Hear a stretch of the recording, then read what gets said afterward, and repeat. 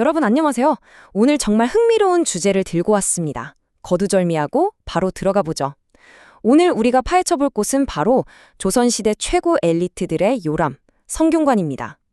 겉으로만 보면 선비들이 시를 읊는 더없이 평화롭고 이상적인 학문의 전당 같잖아요. 하지만 그 이면에는 국가의 미래를 책임질 인재를 문자 그대로 벼려내는 엄청난 압박과 단련의 용광로가 숨어 있었습니다. 오늘 이 성균관이라는 좁은 공간이 어떻게 그 시대의 천재들을 빚어냈는지 그 진짜 모습을 한번 낱낱이 파헤쳐 보겠습니다. 다들 준비되셨죠? 일단 이 이야기부터 해볼까요? 조선 세종 시절 안평대군이 달빛 맑은 밤에 학자들과 모여서 자기가 꾼 아주 기이한 꿈 이야기를 꺼냅니다. 복숭아꽃이 흐드러지게 피어있고 맑은 물이 흐르는 번잡함이라고는 눈을 씻고 찾아봐도 없는 그야말로 완벽한 유토피아. 그런데 말이죠. 이 아름다운 묘사가 그냥 하룻밤의 개꿈 같은 게 아니었습니다. 성균관에서 청춘을 바치며 함께 동문수학했던 그 학자들, 바로 그 지식인들이 가슴속 깊이 품고 있던 조선의 완벽한 이상향을 딱 언어로 표현해낸 거였죠. 안평대군의 이 꿈 이야기를 듣고 당대 최고의 화가 안견이 붓을 들어 완성한 걸작, 다들 한 번쯤 들어보셨죠? 바로 몽유도원도입니다. 이건 그냥 예쁜 풍경화가 아니에요. 지변전 학자들로 성장한 성균관 출신의 젊은 지식인들이 함께 공유했던 철학과 열정, 그리고 그들이 도달하고 싶어했던 국가적 이상향을 그려낸 하나의 거대한 지도와도 같았습니다. 그림 옆에 빼곡히 적혀있는 찬문들만 봐도 이들이 성균관 시절부터 얼마나 끈끈한 유대감을 키워왔는지 확 느껴지거든요. 근데 여기서 진짜 궁금해지는 게 하나 있어요. 방금 전까지 우리는 구름 위를 걷는 듯한 엄청나게 몽환적인 꿈 이야기를 했단 말이죠. 하지만 시선을 싹 돌려서 그 꿈을 꾸었던 천재들의 진짜 현실, 그들의 매일매일의 일상으로 줌인해서 들어가 보면 어떨까요? 완전 다른 세계가 펼쳐집니다. 이 완벽한 이상향을 논하던 천재들이 현실에서 견뎌내야 했던 그 좁고 치열하고 숨막히는 수련장은 과연 어떤 모습이었을지, 이제 그 매서운 현실 속으로 한번 들어가 보겠습니다. 우선 성균관은요, 아무나 들어갈 수 있는 곳이 절대 아니었습니다. 조선 최고의 엘리트 용광로답게 그 문턱이 진짜 상상을 초월할 정도로 높았거든요. 오직 문과 시험에 첫 관문인 소과를 통과한 사람한테만 입학 자격이 주어졌습니다.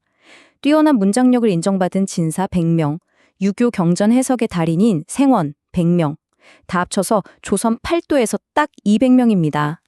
오직 이 200명의 최고 수재들만이 이 바늘구멍 같은 문을 통과해서 예비 관료로서의 삶을 시작할 수 있었던 겁니다. 물론 이 소수정의 200명한테 주어지는 혜택은 장난이 아니었습니다. 요즘으로 치면 국가 전액 장학생이죠. 학비, 기숙사비, 식비, 공부에 필요한 붓이나 종이까지 국가에서 100% 싹 다 무료로 대줬습니다. 게다가 오직 공부에만 집중하라고 이들의 수발을 들어주는 반인이라는 전담 스태프들까지 쫙 깔려 있었어요. 이게 얼마나 대단한 곳이냐면 차기 권력자인 왕세자조차도 무조건 여기서 성균관 유생들이랑 똑같이 공식 입학식을 치러야 할 정도였습니다. 하지만 혜택이 큰 만큼 입학하자마자 아주 무서운 통과 이래가 이들을 기다리고 있었습니다. 특권을 누리기 전에 신입생들은 무조건 신방이라고 부르는 지독한 신고식을 거쳐야만 했습니다. 오늘날 대학교에 엄청 빡센 신입생 MT나 환영회 같은 거 떠올리시면 딱 맞아요.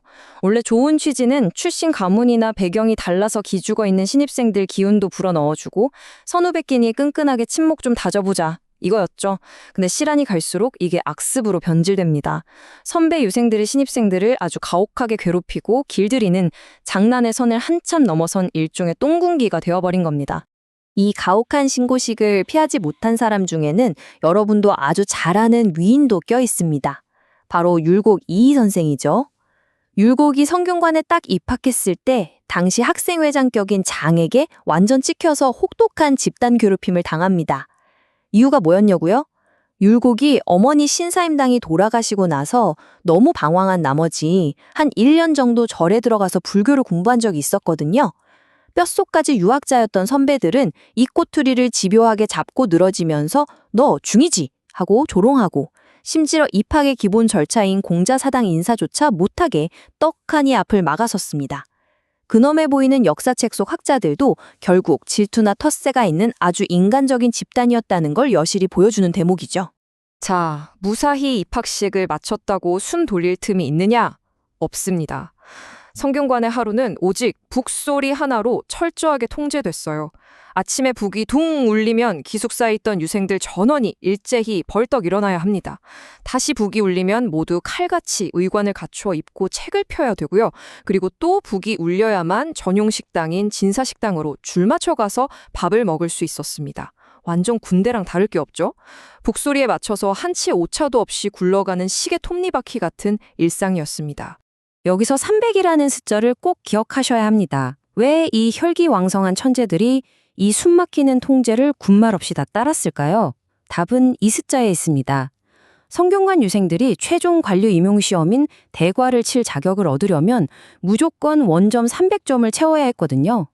이 점수 얻는 법이 참 기가 막힙니다. 매일 아침 저녁으로 식당에 들어갈 때 출석 체크 겸 서명을 해서 나 오늘 하루 3끼 다 여기서 먹었소를 증명해야 1점을 줍니다. 한마디로 300일 동안 성균관 기숙사에 콕 처박혀서 구내식당 밥만 성실하게 먹어야 비로소 진짜 시험 볼 자격증 하나를 주는 거예요.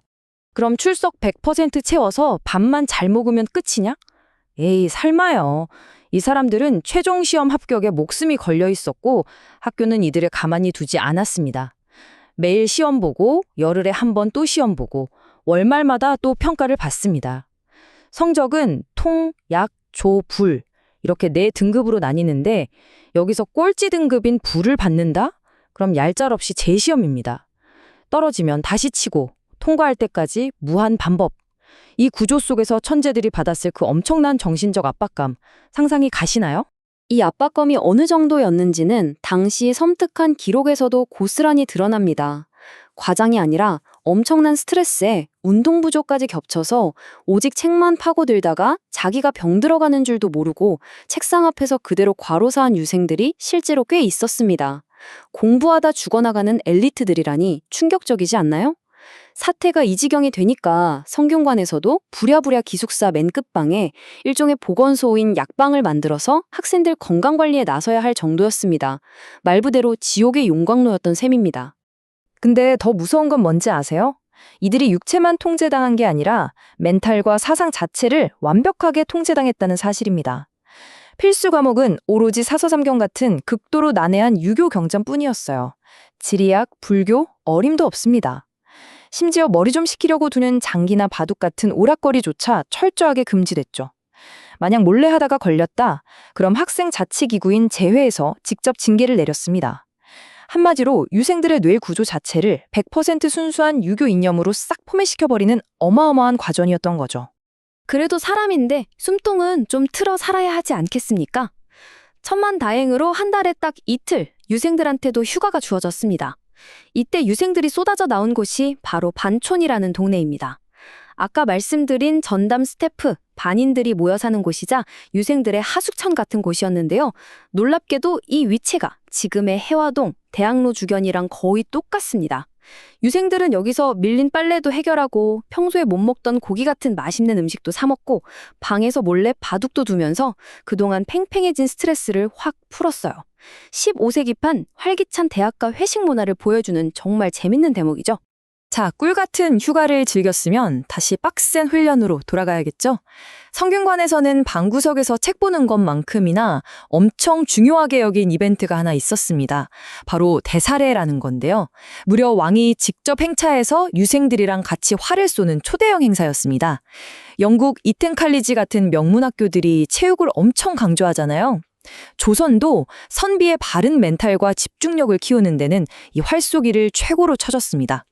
왕이 매 눈으로 지켜보는 가운데 관역을 마치면 상을 받고 빗나가면 벌을 받았죠. 이건 단순한 체육대회가 아니라 국왕과 미래의 신하들이 활시위를 당기면서 화합을 다지는 아주 고도의 정치적, 교육적 행사였습니다. 그럼 이렇게 활도 쏘고 왕이랑 친해졌으니까 유생들이 왕이 시키는 대로 넷내하는 예스맨이 됐을까요?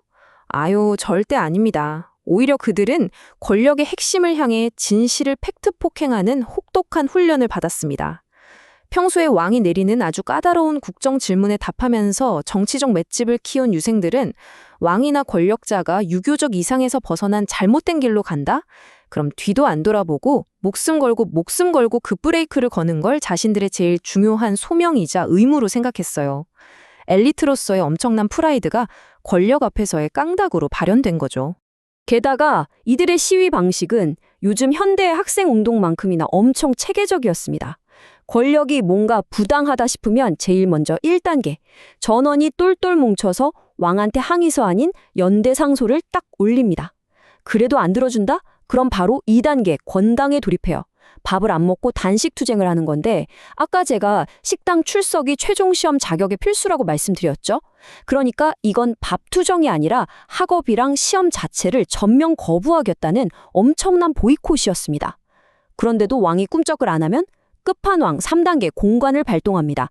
공자 사당에 가서 저희 이만 하직합니다. 인사 싹 하고 아예 기숙사 짐 싸서 학교를 텅 비워버리는 집단 동맹휴학에 들어가는 겁니다. 이 3단계 공관이 얼마나 무서운 무기였는지 보여주는 기가 막힌 일화가 하나 있어요.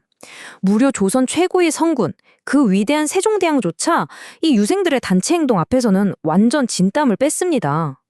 세종이 궁궐 안에 불교 사당을 하나 지으려고 하니까 유생들이 난리가 나서 상소를 올렸죠. 세종이 야, 내가 대신들 말도 안 듣는데 너희들 말을 듣겠냐? 하고 무시해버렸더니 유생들이 1초의 망설임도 없이 바로 공관을 선언하고 짐 싸서 학교를 나가버린 겁니다. 미래의 핵심 인재들이 통째로 국가 시스템을 마비시켜버리니까 천하의 세종도 엄청 당황해서 결국 그 유명한 황희정승을 파견하죠.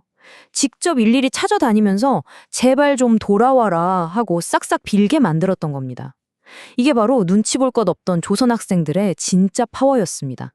성균관이라는 그 지옥 같은 용광로에서 벼려진 이 두려움 없는 기백, 이 깡다구는 시대가 바뀌어도 절대 사라지지 않았습니다. 임진왜란이라는 초유의 국가 위기가 터졌을 때 붓을 팽개치고 칼을 들어 의병을 일으킨 중심에도 이 성균관 출신 유학자들이 있었고요.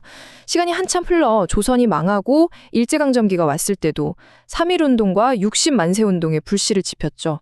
나아가서 한국 현대사에서 부당한 독재 권력에 맞서 거리에 나선 민주화운동 학생들의 가슴속 깊은 곳에도 바로 이 꼿꼿한 성균관의 선비정신이 뿌리내려 그 맥을 쫙 이어온 겁니다. 자, 오늘 살펴본 내용 중에서 우리가 진짜 묵직하게 생각해봐야 할 지점이 바로 이겁니다. 그 혹독한 시험 지옥과 숨막히는 통제 속에서도 올바른 목소리를 내기 위해 자기들의 모든 기득권을 미련 없이 내던질 줄 알았던 성균관 유생들. 알량한 이해관계에 얽매이거나 현실과 타협하지 않고 권력의 한복판을 향해 당당하게 아니요! 라고 외쳤던 그들의 선비정신 말이죠. 그래서 문득 이런 생각이 듭니다. 과연 지금 우리 시대를 이끄는 리더들의 가슴 속에도 이런 두려움 없는 용기가 살아 숨쉬고 있을까요? 이 도발적인 질문을 여러분께 한 번쯤 곰곰이 생각해 보시길 권하면서 오늘 준비한 내용은 여기서 마무리하겠습니다. 다들 끝까지 함께해 주셔서 정말 감사합니다.